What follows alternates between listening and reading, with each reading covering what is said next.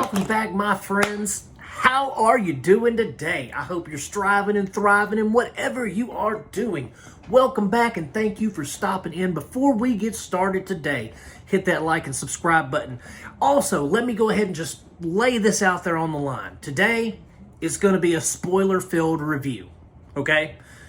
Before I even get into the movie, it's going to be Gladiator II, and there's going to be spoilers because I am going to go in more in depth than I normally do because the Gladiator film, the first one, has a special place in my heart, always will. And so when we get into the movie, there will be spoilers. So if you don't want to see spoilers, now would be the time to turn it off. Anyway, guys, thanks for stopping by. Let's get into Gladiator II 2024, Ridley Scott. The once great maestro has fallen. Okay, guys, let's talk about Gladiator II. This film takes place 16 years after the first Gladiator film. And before I get into Gladiator II, let's go back and talk about Gladiator I and what made it so special. Okay? When I was like 17, 18 years old, I saw the first Gladiator in theaters, right? And you know when you're a young, impressionable man or woman, whatever you may be, you're young and you see something that kind of inspires you. It makes you feel something. It gets you in your feels, makes you passionate, it makes you sad, whatever it does. But it engages you to the point where it becomes your favorite film. Something that you've watched. For instance, my brother-in-law, when he was about 16, 17 years old, he saw Django Unchained for the first time. That is his favorite film. Or as far as I know, it's his favorite film. For me, Gladiator, when I was a small child, Star Wars was it. Like, I love Star Wars up until I still love Star Wars to this day. What am I talking about? But I'm saying I was a diehard fan of Star Wars. That was my favorite film ever. But when Gladiator came out and I watched it, that became my favorite film in the world. And to this day, I still live my life by the quote that Maximus says, "What we do in life echoes in eternity." I believe that. I live my life by that code, right? I think it's a good code to live your life by. That movie has influenced me. It's spoken to me in ways that other movies never have and probably never will. But, as young and impressionable male, it really engaged me. And so the first Gladiator will always be in my top 3 favorite films of all time, and it's interchangeable between 1 and 3, depending on what movies we're talking about. But I was really, really excited for Gladiator II because Ridley Scott, he doesn't, when he makes a sequel, it's okay, I guess. He doesn't make very many sequels. And I love his period piece films like The Duelists and Kingdom of Heaven. Also, one of his masterpieces. A director's cut is the only way to watch that film. But Kingdom of Heaven, Gladiator, The Duelists, The Mission, all these films that were period pieces, he's always done so well. He's always been able to characterize the characters. He's always been able to make them relatable, make you engage with them, make you love them, make you hate them. He's always been able to bring that out of his talent. And I've always respected him for that. Now, Gladiator II is where I've started really doubting if Ridley Scott should be allowed to make films anymore, especially period piece films. I haven't seen Napoleon, but I have heard things that it's not historically accurate. It's just, it's pretty ridiculous, and it's not as good as it could have been, kind of thing. And this is how I feel about Gladiator II. It takes place 16 years after the first Gladiator film, right? And this is, and the thing is, in this, even though it takes place so much longer afterwards, 16 years or whatever, we still have some of the same characters, right? Like we have, I think her name's Lucinda or whatever her name is, the lady that Maximus was kind of having a fling with, the princess, the daughter of Marcus Aurelius, like she's in it. One of the old senators is in it.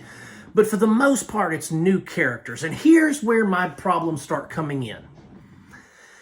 You don't have to tell the Gladiator story connected to Gladiator. You don't have to have Gladiator II in any way, shape, or form connected to the first Gladiator film. It can be its own thing and still be called Gladiator II. It doesn't even have to have a semicolon Gladiator Uprising or whatever, right? It didn't have to have that. But Ridley Scott decides, yes, we're going to make Gladiator 2, and we're going to have it connected to the first one by not only using footage from the first film to talk about Maximus briefly, but we're going to have Maximus's armor. Then we're going to take the laziest possible route that we can, and we are going to make our main gladiator the illegitimate son of Maximus, an old girl that was Commodus' sister, Aurelius' daughter. We're going to have him be the illegitimate son. But then, just so he can stay safe, Mama, even though he's 12, Mom's going to send him away. Let's get him out of here. Keep him safe. Mom's going to send him away. But you know what? He forgets who his mother is until he's in slavery and he's in the arena. BS, bologna sandwiches, that doesn't happen. I don't care if I'm 12 years old, 9 years old. You take me from my mother and you send me somewhere else. I'm not going to forget what my mother looks like, what my mother sounds like. When my mother comes to me in the arena and she's like, I think you're my son. Yes, you're my mother, because I know that, because I don't forget those things. Lazy writing, Ridley Scott. Stop doing that. That was unneeded. Our main character did not need to be her son. He didn't need to be the illegitimate son of Maximus. We didn't need any of that. They could have made it a self-contained story where the main character is a slave, or he could be the leader of a foreign tribe, or he could be any number of things besides Maximus and old girl's illegitimate child, love child, whatever.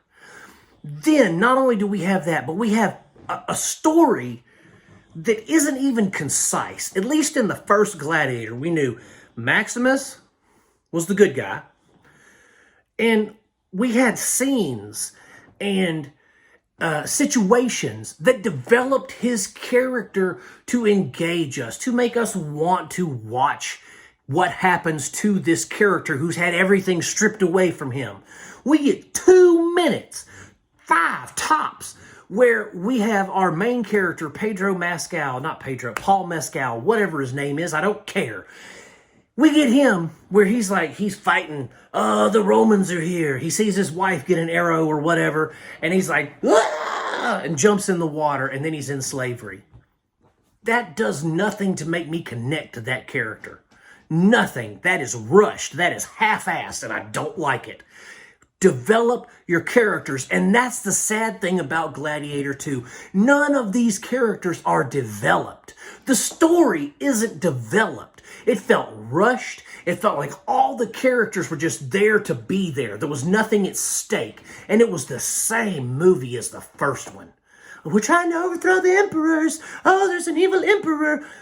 Yeah, come up with something better, guys. Yes, it's in Rome. They can still be trying to overthrow the emperor of Rome, but you've got to do more with your characters. You've got to do more with your, I mean, it's just, it felt so underwhelming that by the end of the film, I was ready for it to be over. I've never watched the first Gladiator and said, man, I'm ready for this to be over. I am intent every time because it is such a well-told story.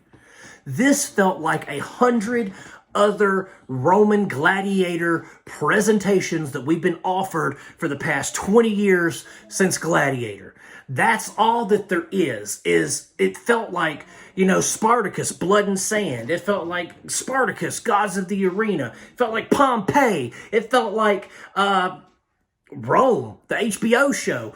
Those About to Die that just came out on Peacock. This is nothing different. This is nothing special. The first Gladiator was special. It came out at a time where those movies, those themes weren't being explored. But this does nothing to separate itself from the pack. And for that, I just can't get behind it. I thought it was a terribly made film. Denzel Washington, as cool as it is to see him play a bad guy, miscast. Terrible casting on him because you know what, guys? He was Denzel Washington dressed up in Roman clothes being Denzel Washington. He was the guy from Training Day. That's all he was in this film, and it sucked. I absolutely cannot stand Gladiator II. I wished that it wouldn't have been made because it was an unnecessary sequel that should have never seen the light of day. Ridley Scott only made this movie so he can get funding to make some kind of other androids are greater than God film, or on his search for artificial intelligence, or whatever his hard-on is for robots. He just made this for money, and that's the only reason. His credibility as an auteur, as a wonderful director, is totally shot. After this, I'm done with Ridley Scott. That's it, guys. That's it for Gladiator 2. I'm sorry. I'm passionate about it. Don't waste your time. Maybe do waste your time. If you have seen it, let me know why I'm wrong, or let me know why I'm right. Either one. But guys, that's it. Thank you for stopping in. If you haven't yet, click the like and subscribe button. And my friends, I will see you soon. God bless you. Peace out. And take care of one another. Be kind, guys. Be kind. It's that time of year. Be kind. Love y'all.